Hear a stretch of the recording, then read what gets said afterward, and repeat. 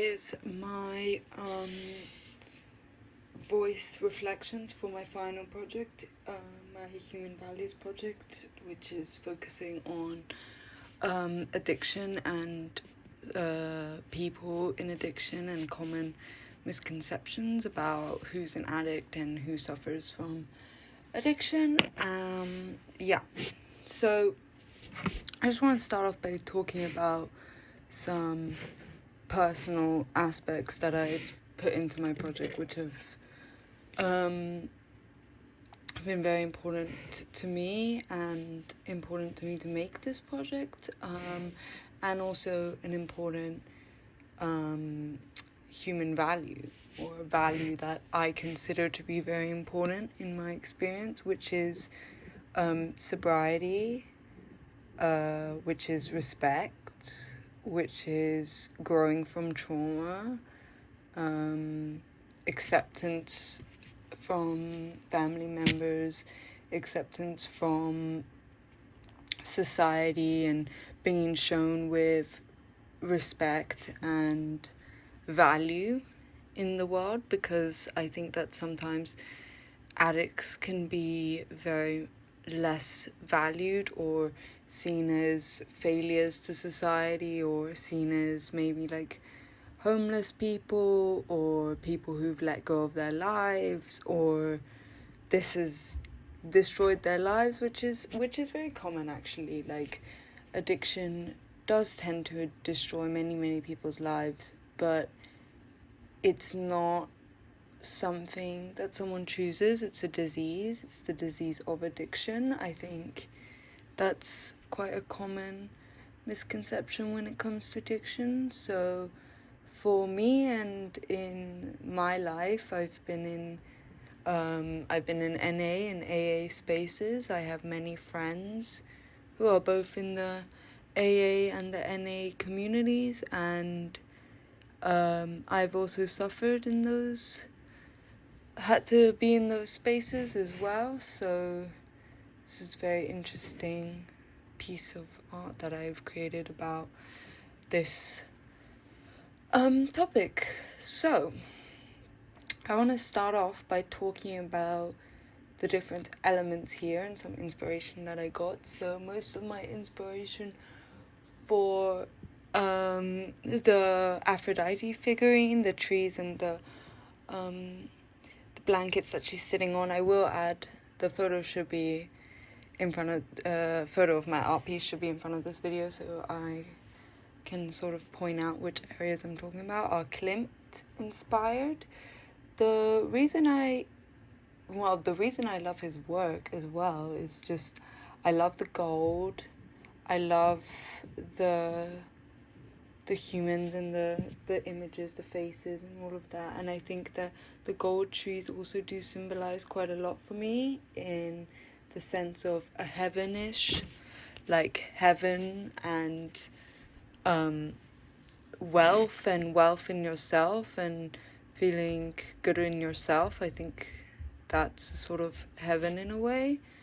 Going into more of the sort of religious side and heavenish side, I have done a biblically accurate angel, well, as biblically accurate as I can make it on paper, but it is supposedly what angels look like in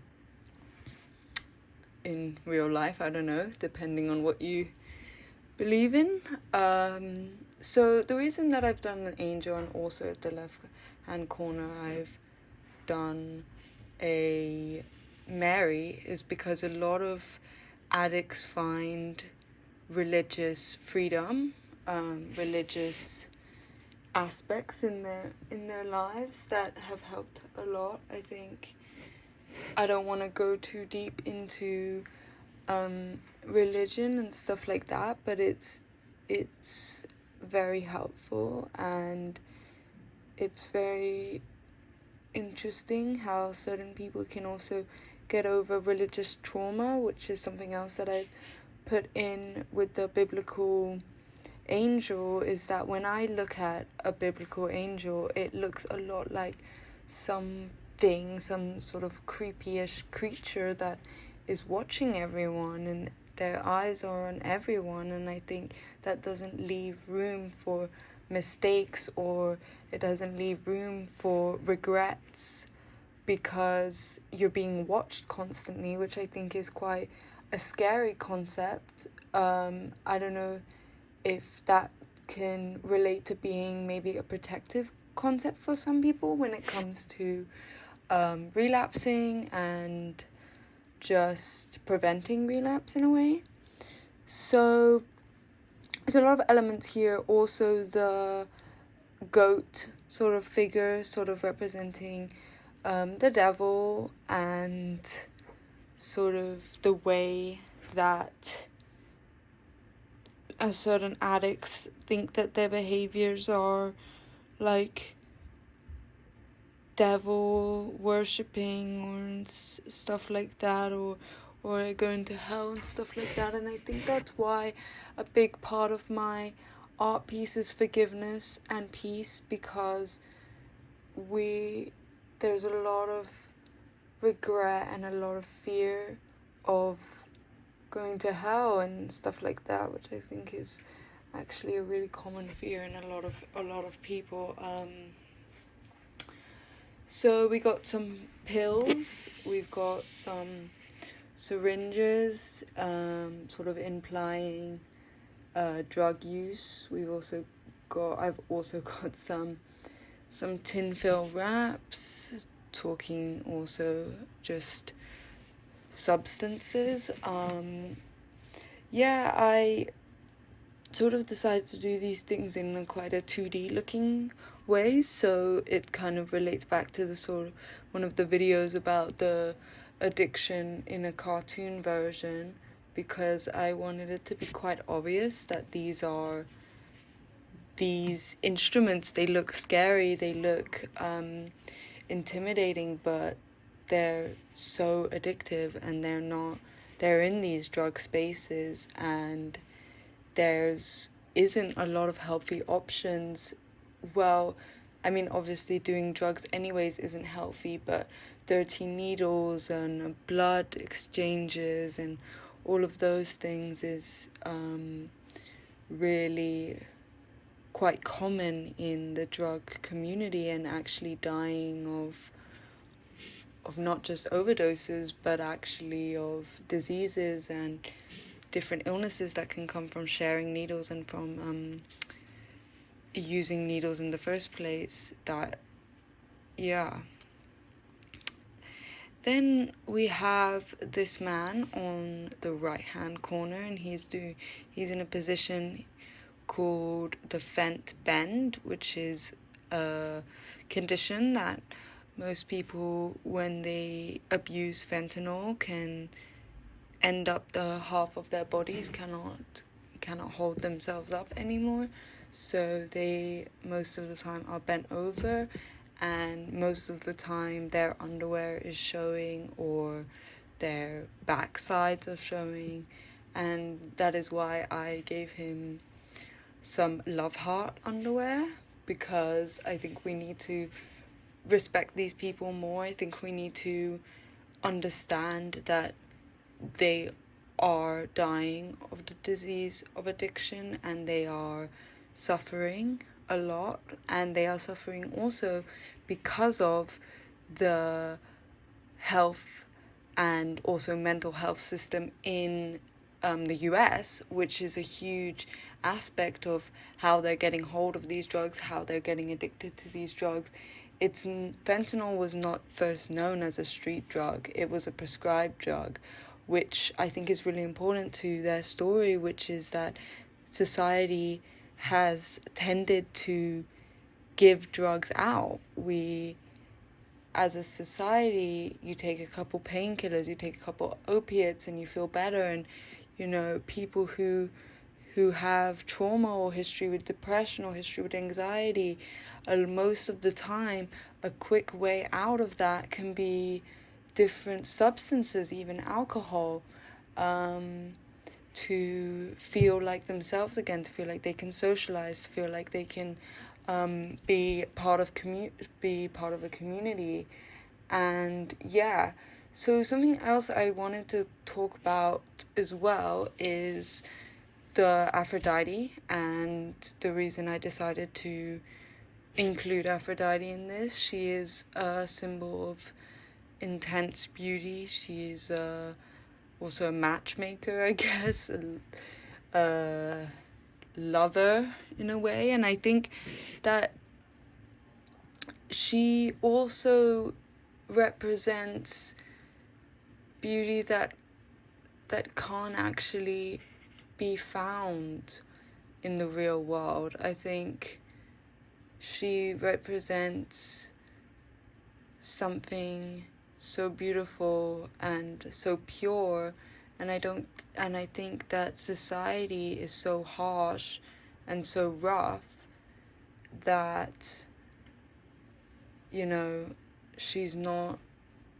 seen as, she's seen as this, the epitome of beauty. And I think when it comes to addiction, I think there's a lot of perfectionism, and I don't like this about myself, or I don't like this about myself, and a lot of insecurity, and insecurity can play into trauma, and trauma can play into addiction and loads of things. I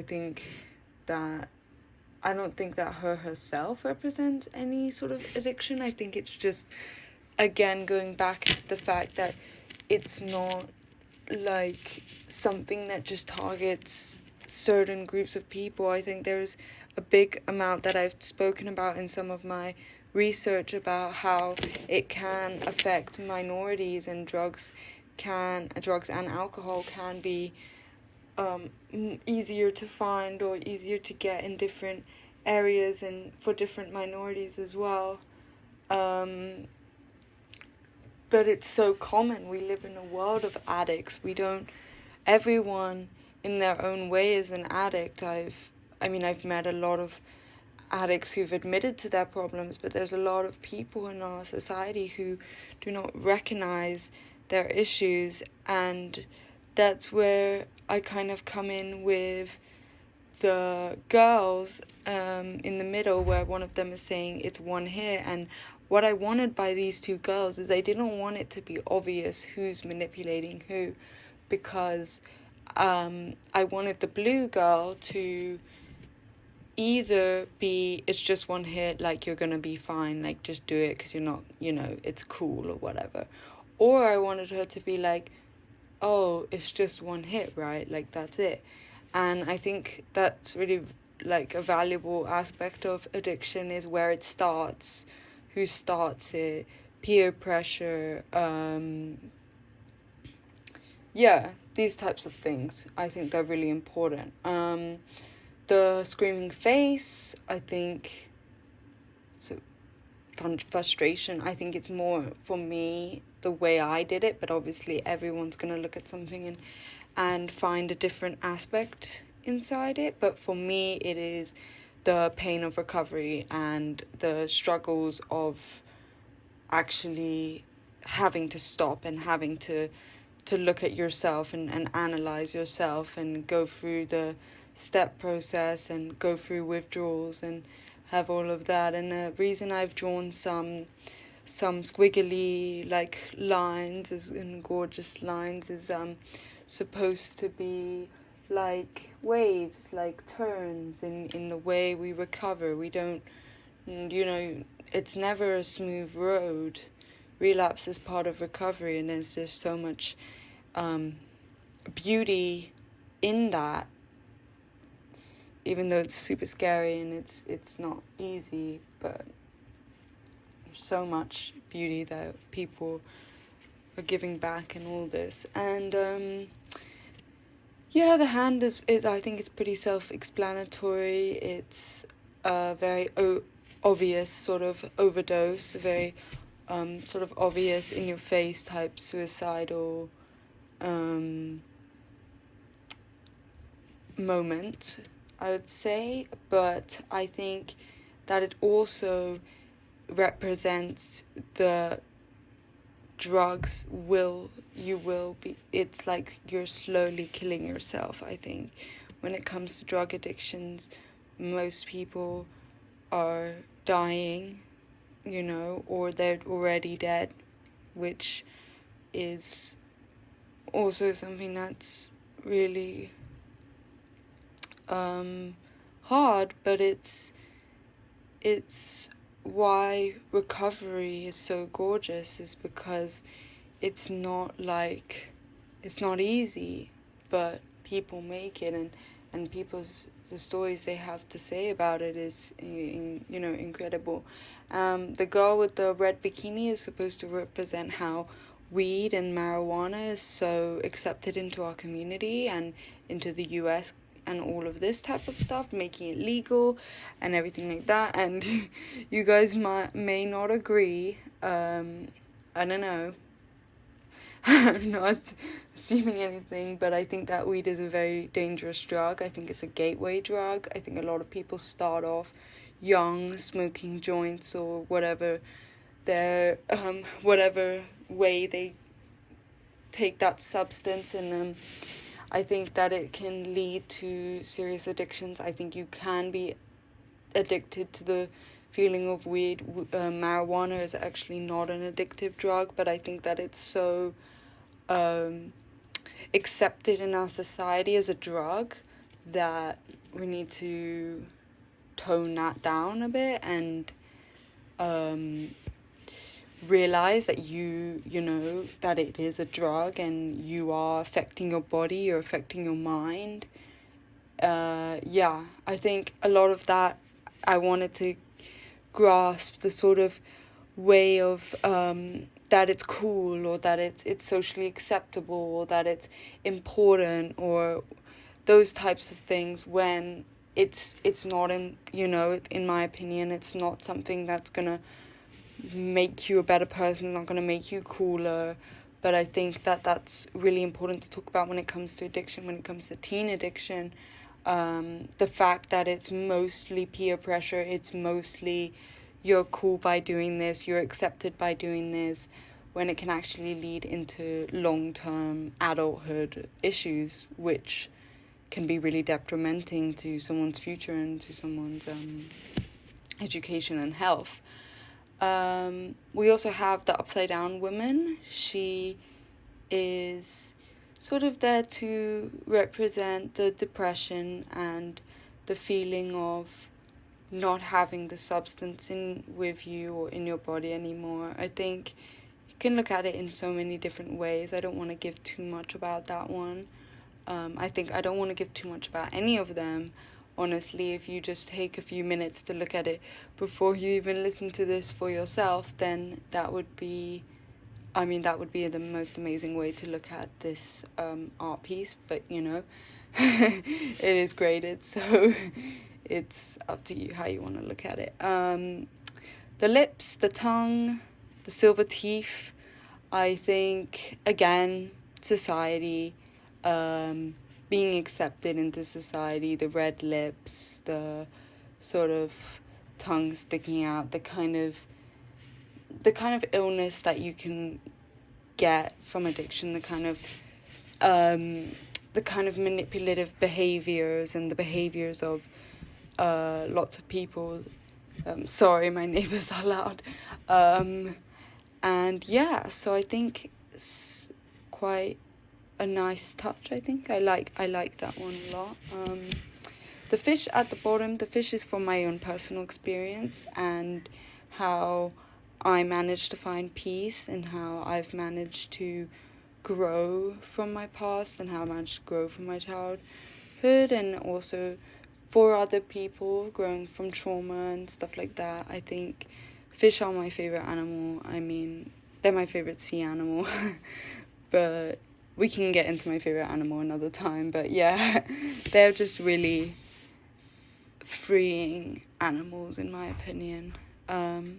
So the Klimt inspired sort of human mess underneath the Aphrodite on the left hand corner is just peace, just acceptance, just feeling the embrace of others, feeling the comfort of rest, taking one day at a time, taking it slowly, surrounding yourself with beautiful, comforting things, finding hope, finding joy. I think the only thing I would say kind of like pushes this position is the woman on the left hand corner with the green blanket. I think that she has a bit of a mischievous or manipulative grin, which kind of is supposed to represent maybe a relapse coming in, or a manipulative friend who wants to come back. You know, that fun without drugs, fun without alcohol, it's hard to socialize without you. And I think her in sort of invading that space, which I think is very common. I think that she could also be suffering from the disease of addiction. And I think that a lot of this topic is about forgiveness, and it's about forgiving actions, and it's about staying anonymous and staying true to yourself and finding yourself, So, yeah, that's my little rant. I mean, my little chat about my final piece. There's a lot of research and information on my digital sketchbook, but yeah, I think the best way would be to look at it first and then to listen to this audio. But either way, I'm pretty proud of it. It took me quite a while, and I think that I've poured myself into it. I don't know. I hope you enjoy my work and you like it. Yeah, thank you. Bye.